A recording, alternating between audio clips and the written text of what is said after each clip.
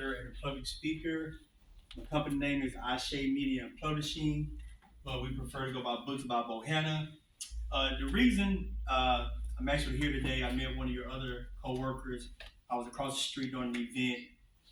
He seen my books and he was like, "Look, this is a great idea. You need to present it to Ms. V."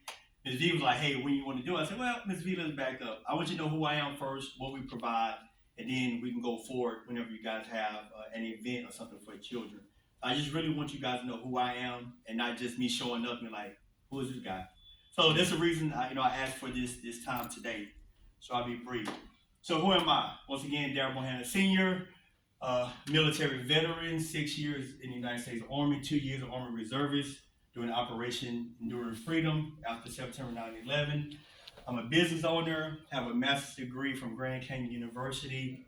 I'm a philanthropist. I love giving back. Father of six, grandfather of seven. And yes, I do believe in God. So, all right, how it all began. When my children were growing up, I think there was already 8th grade, 9th grade, right? You start watching, they would start asking for money all the time, right? They ask for money. And, going through school, you start learning different things. And I was like, okay, I got to change this. By me being young, having children at a young age, I had to learn how to balance my money and also invest in the future. So I started reading self-help books, publications, calling banks, asking questions and things like that. So from that, I had to learn how to save money and take care of a family. So I transferred this information over to my children. On Tuesdays and Thursdays, we would have meetings at the dinner table, and I would teach them about budgeting checkbook. That's when they first started the teen debit card. I started teaching them about that. They still have to budget that, talk about savings, bonds, and things like that. So we had those conversations. But it wasn't until probably about 10 years later I came up with the concept for this book, The Adventures in Moneyland with Dee Dee, Des, and Dex. So once again, the books it's not just about a story that I'm trying to sell to people, okay? It's a bridge that connects parents and children, creating space for open conversations about money, savings, significance on finance decisions. Because most parents, now when we grew up, these two may not be old enough, but when we were growing up, money was an adult conversation. You agree? Mm-hmm. Right. Okay, it was still that way, right? Okay. So money was an adult conversation, right? Then one day they would say, okay, here's your allowance, here's your lunch money, here's your toy money. Mom, I want this, here. Then one day they say, oh, you old enough to get a job, right? Now we're going to get a job, and guess what we're doing? We're repeating the same process they did us. They just here. We don't understand the concept of money. We don't understand what to do with money. We just know how to spend money, right? And there's been a cycle that's been perpetuated over generations, right? And that what makes our families different from the Rockefellers, the Bushes, the Rothschilds, because someone took the time to say, you know what, this is what we're going to do. Even though they had a head start, we know the history, right? We know the history. So, but someone still had to take time to say, you know what, this is what we're going to do, and this is how we're going to do it, right? And when we learn about these families all operate through a trust, right? Every child goes through that trust, right? So let me continue because I want to get long-winded. So anyway, so they operate through a trust, right? Now, when we left for school, military, whatever path we went on after we graduated, we fell into the same cycle. You got to college, they offer you credit cards, they offer you a car loan, student loan, all this money, and then you get out of school, you're in debt. Now you're trying to find a job, and now you got to pay all that debt, right? Your credit score is low, everything. Same thing in the military, nothing's different. I promise you, it's not even different. Now, one day the light bulb come on and say, you know what, I want to start a family, I want a house, I want a car, another car. They're like, what's your credit score? What is that? Do you have 20% down to pay for a house? What do you mean? Do you have money for, all these questions come up and you're 25 years old. But our counterparts, they got 10,000 at graduation. Their credit score is 700, 800, right? Because their parents knew what to do. So once again, we're behind a power curve on this whole financial situation thing. So now my purpose is to influence children's money habits. Now, I have 6 kids, right? Trust me, I didn't influence all their money habits. but they have the information, right? That's all we can do is provide the information. So to influence habits and profound and multifaceted, shaped by both direct and indirect factors. What are those indirect and direct factors? We have the media, education, it all plays a part. So let's get into it. Direct influences. Children closely observe their parents and caregivers. We just talked about that, right? Here. They, we didn't sit them at the dinner table. We didn't talk about it, right? So one thing I'm gonna say about a negative situation with direct influence. So I'm also a real estate developer, right? Now, this is sad, but this is business too. When you walk into a situation and you have families that say, hey, I didn't realize we had to pay tax on this property. Once again, this world is driven on finances. Regardless of how we think about it, this world is driven on money and finances. It's not us being greedy, that's the world we was brought into. And I was like, well, ma'am, sir, you 12,000, do you have 12? No, I do not have 12, right? What do you want to do? You pay the taxes, they still have to move. They don't understand they still have to move, right? Or you have children, lived in the house for years, house tore, can't fix it, it becomes unlivable. Can I get a loan? What's your credit score? You can't even afford it. So guess what? They lose their property. So what was meant for good, where they have this safe place, is no longer safe anymore. It's gone. So all that sacrifice is gone. No different than family. Some of us probably got family from the country with land. Them kids say, oh, nobody wants that. It's not worth anything. We think that, but everyone else knows better, right? That's why they claim for our properties. Media impact. We know the media. Buy. This shiny. We probably, if I go back long enough, I'm pretty sure I can find this suit back in 1947. It's probably back there. It's just different fabrics and different shades, right? So the media says, hey, let me pay for this. Hey, buy that, shiny new car. And all the kids and adults see is, yeah, I want this. But what is the negative impact on it, right? That's what we talk about, okay? Long-term consequences. Failure to assist instill good money habits early and can lead to significant consequences. We just talked about those consequences. Delayed financial growth, miss investment opportunities, accumulate debt, and a potential outcome that may cost children thousands of dollars in the long run. Right? Direct impact. The lack of emphasis on financial education in mainstream media and the educational system contributes to a deflect in financial literacy. Children may not be exposed to the full spectrum of financial options, hindering the ability to make informed choices. Right? So these are the things that I want to bring out, and I bring out in my book. And we're going to continue to bring out, not only in the book, but in presentations we have a presentation for parents, and we have a separate presentation for children as well. All right. So once again, everyone say, well, you wrote a children's book, you don't have a lot to talk about. Well, we just talked about different things. We talked about finances as far as banking is concerned. We just talked about housing, right? How they lose their properties. We haven't got into 401ks. We haven't got into stocks, bonds, mutual funds. We haven't talked about any of that, right? Because this world is circled around money. So we have a long way to go. So The Ventures in Moneyland is a book that opens that door for parents and children to have healthy conversations. It bridges that gap to start talking about this. Okay, when to teach children about money. Now, people say, oh, she's too young. Oh, they won't understand. But you put on a rap song, or you put on a song, what are they doing? They're repeating it. Why? Because it's repeated exposure. Correct? So don't say that your child can't learn about money. Just say, I don't know about money, so I can't teach my child about money. That's pretty much what the conversation is, right? So Cambridge University said that children can start learning about money at the age of 3 years old. They may not get the concept, but you're teaching them money. I tested this theory. My grandson is now 9. But when he was 4 or 5, I'm not going to say 3 because I'll be telling the field. I think between 4 or 5, I started teaching him. I would lay the coins out. I would lay the dollar bills out. And we started, this penny, this nickel, this dime, this quarter. You put it in the nursery rhyme. That's how he learned it. Fast forward to today, he's 9 years old. When he goes to the store, whether it's cash or he has his card, I step back and I watch him do it and I correct him while he's doing it, right? Last year I bought him a vending machine. Now he's learning, okay, profits, loss, difference between gross and net. He's learning all that. I'm using that language now at 9, okay? So once again, it's exposure.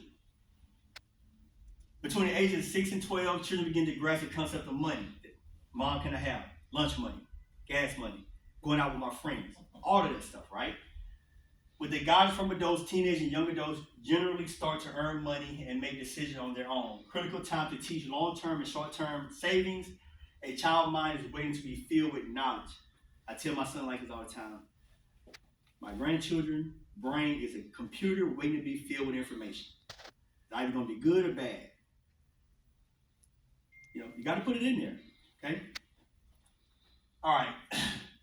We're not going to go through it. We just pretty much talked about all of this. So this is a breakdown of developing money habits at 3 to 5 years old. It tells you, how you can teach kids to earn. Because so instead of us doing this all the time, say, okay, you're 3 to 5, you can go pick up some weeds, for mom, for dad. You start making them start earning this money and start making them earn money and save money for what they want instead of, okay, well, that's $10, here. So anyway, but this is a breakdown. Money development habits at age 16 to 15, we pretty much just talked about that. Then 16 to 18. Now, another thing, Ms. V, depends on, how you bring me in. So 16 to 18. So by this time, children, they have jobs, they're making money, right? But once again, we're talking about finance, a big old world full of finances, right? These kids saying, okay, I want to go to college, I want to go to the military, I want to go to a trade school, well, outside the military. But college, trade schools, whatever they want to do, that costs what? Money. Now, we all know that most children in college is funded through their parents' 401k or refinancing home, right? That's a negative impact on your financial situation, correct? But if children, once again, they know this and we don't know this, if they take their SATs in the 9th grade, 10th grade, they can actually start applying for scholarships early. They can also start doing community service work early. Not 11th grade, 12th grade like I did, and then you once again, we caught behind the curve, right? So, once again, this is a financial piece that they don't even understand that's available, that they can do this now. They don't have to wait till they get to 11th, 12th grade, because now they're rushing and they're missing opportunities, right? So these are things that we bring out in these presentations. All right. So the advantage in Moneyland is, once again, it's not just a series of books. It's an invitation for parents and children to engage in meaningful conversation.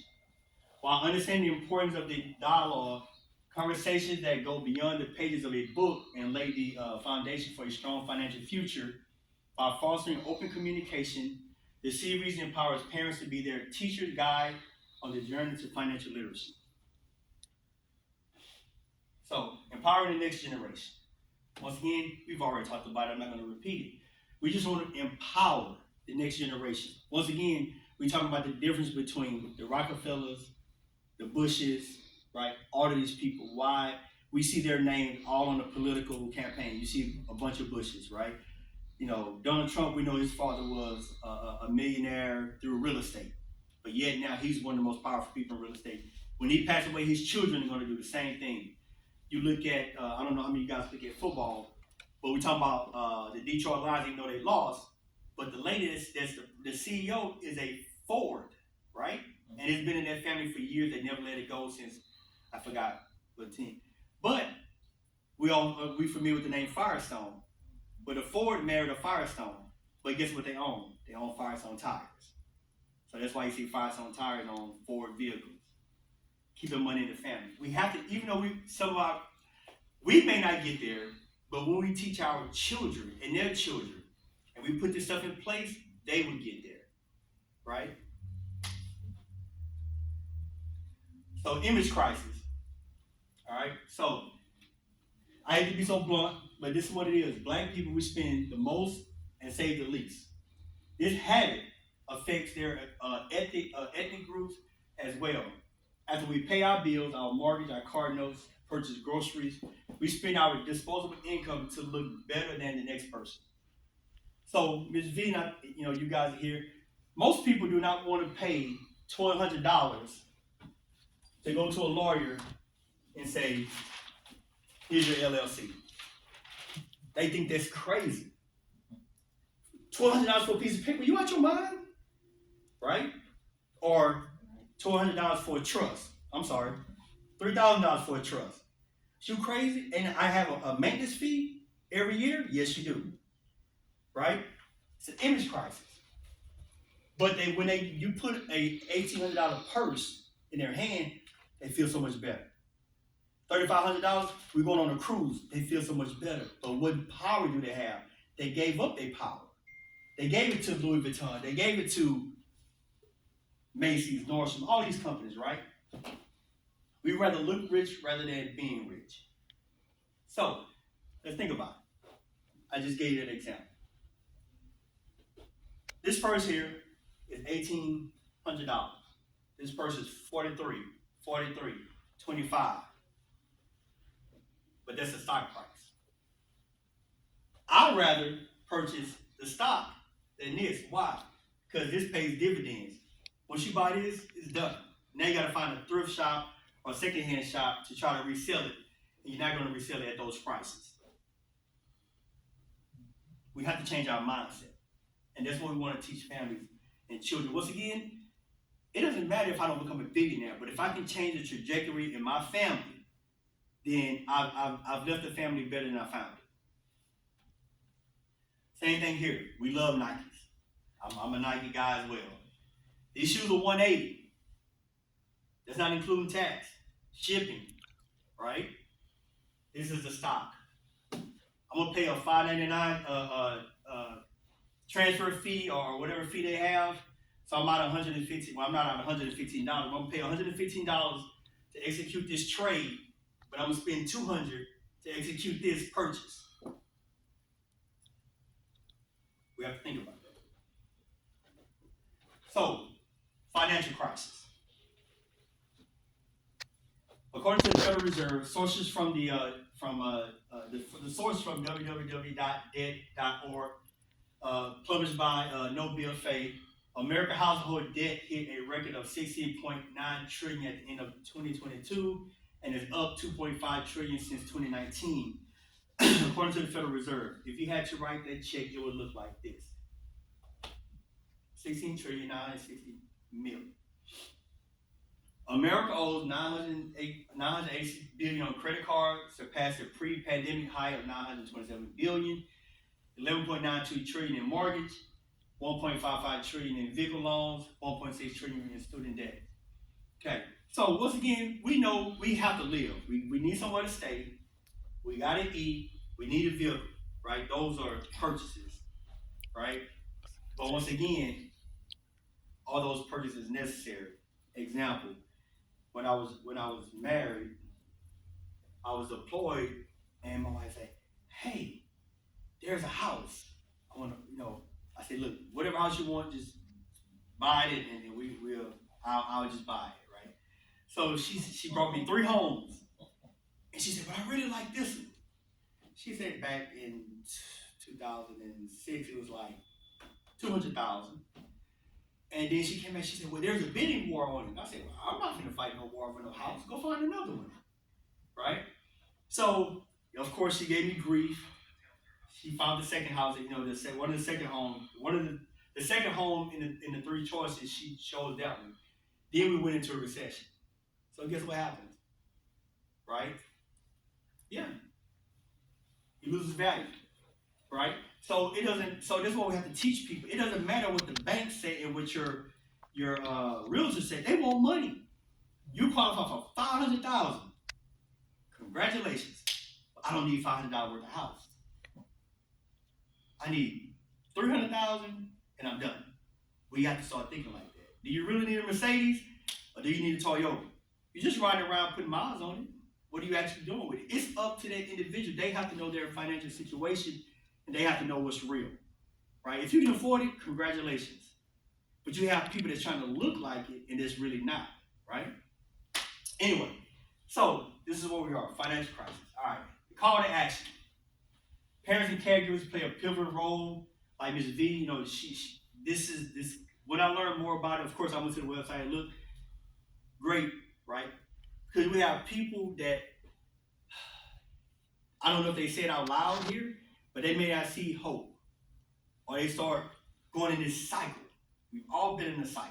I pray about my cycle. Trust me, right? But we go into these cycles until we shake these kids, or we shake these parents, and hey, there's a better way of life.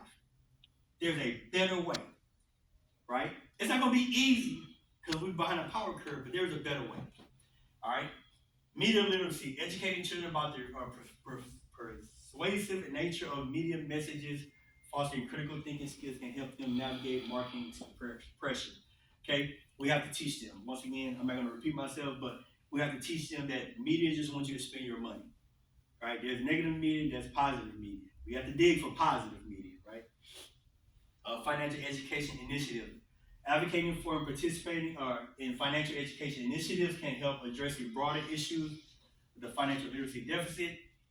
Integrating financial education into schools, curriculums, and community programs can empower children with the knowledge needed to make informed financial decisions. All right, in summary, the direct and indirect influence on children's money habits are interconnected and require a holistic approach for effective change.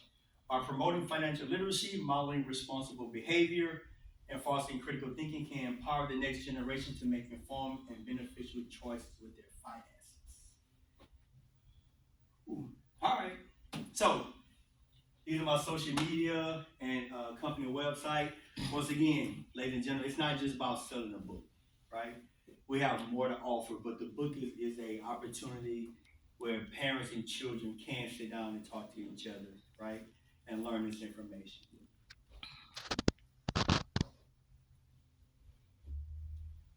But I got something to ask you, and you know, I know you stopped at Trump's daddy being a real estate owner. When we got to be unapologetically clear to these young people today with our history, because black people, we got 2 billion, we probably one of the 6 largest countries in the world, black people in America.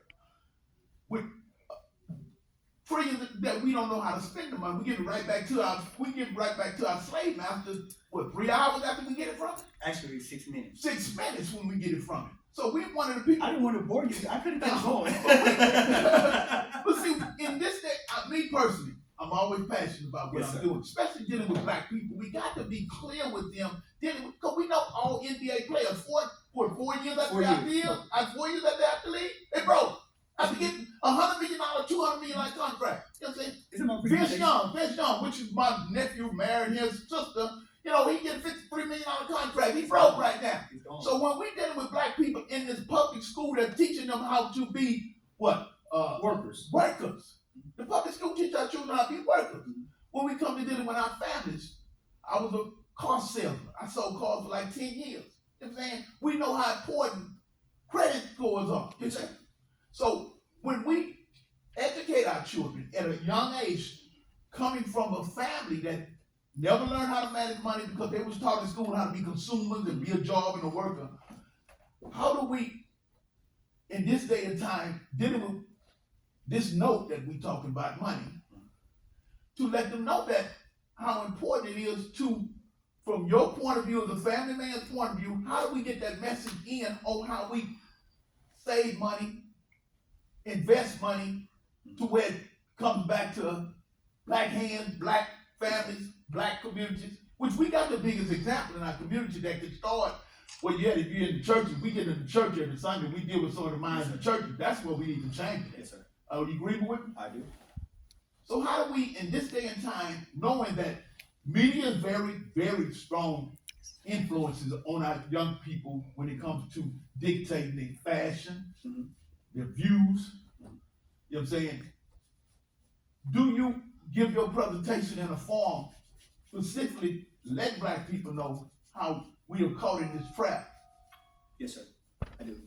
Well, that's why I like you. So I'm not a boardroom guy. Okay.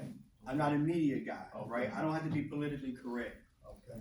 I don't have to be, because I'm talking to our people and they need to be shook, Yeah, thank you. right?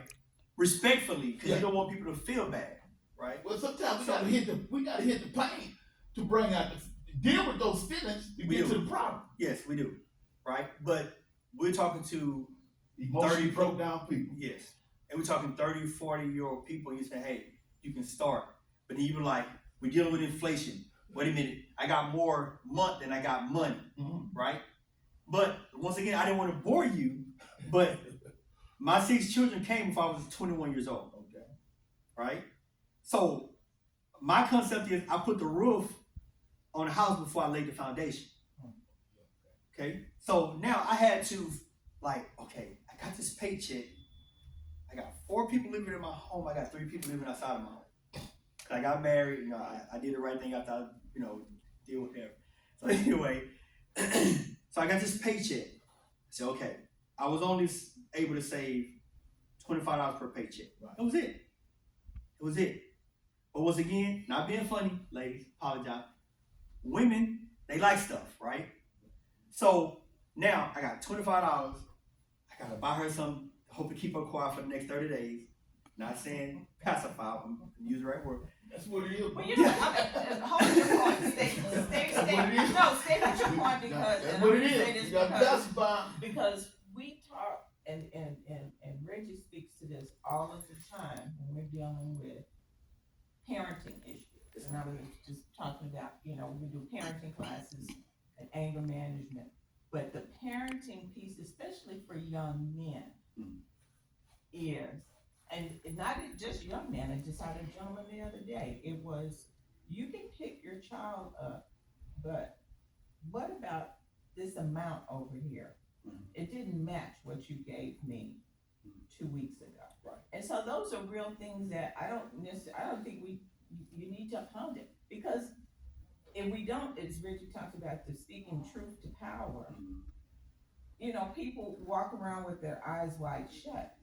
And we have to, yes, you want a necklace? Do you want that? Or would you like to be able to have the nourishment you need and a safe place to lay your head? Right, correct. Not saying you're not worthy of this thing, this item over here, but is that the legacy you want to pass down to your little one? Because what will happen is they will be caught up in trinkets, but we'll be standing on a corner not understanding the trinkets don't mean I'm worthy. I'm on this corner because somebody doesn't think I'm worthy. Right. Yes, ma'am. Well, and that's the thing, you know, we know debt is it's supposed to be a time, you know, that believers transition to the, I'm not God, so I can't tell them which way they go, you know, up and down. That's just not my business, right? But there should be a moment of, we call celebration. But before they roll them out their home or that hospital bed, someone has already gone to their house and rummaged through all that stuff. It's ugly. Why? Because media and the world says material things make you somebody. When name brand make you somebody. And that's not the case. And I'm gonna disagree with you. They're not worthy of it. Because if your child is starving, what are you doing with a necklace on? What are you doing with a Mercedes Benz? What are you doing with Jordan on? Your child is starving. Your child is starving. I'm sorry. And I tell people, and I don't say it in pride, you can't put too many wolves over my eyes because I was 21 with 6 kids, so I understand what sacrifice is all about. I know about delayed gratification. I know about putting myself very last. When you got wife, 3 kids at home, 3 kids outside the home, I'm the last person to see a dime. So that's where, okay, I only got $25 a month to put up per paycheck. That's $50 a month. When I got a raise, I can't add this to my cost of living because I'm already used to living here, so let me build up my savings account. When I got a bonus, all that transitioned to me, you know, being able to open doors to others. But if I never made that sacrifice, I'll still be on that hamster wheel, running that same cycle. right? So opening them doors, especially to fathers, I would give a whole different presentation in front of men than I do with a group of women. It'll be way more harsh because we have failed in our roles, big time. Yeah, I do a workshop every end of every month dealing with those topics and issues there. Yes, sir. And I'm gonna go back to see to say that being honest with ourselves is one of the other reasons that we can't deal with money as well as other people deal with money that's been passed down from slave money. It's an old generational slave money, old money versus new money. Until black people learn, and while we can talk about money, until we learn self-love, like you have built up as a father, to have great respect for yourself, to know what the purpose and the vision is in your family and what it's gonna take, even though we can go to jail, go to prison, and the white boy can go to jail and go to prison. He can get out and make the same money you make, and I got to start at the bottom, even with that kind of record. What I'm saying with you, I really believe in our DNA. I really believe in black people's DNA because I'm a historian. I love history, and I believe in our DNA. Our DNA plays a role in our love for luxury. So we're attracted to luxury, even though we know we can't afford it. It's something in us to tell us that even though I can't afford this here, I'm deserving of this here. Even if I got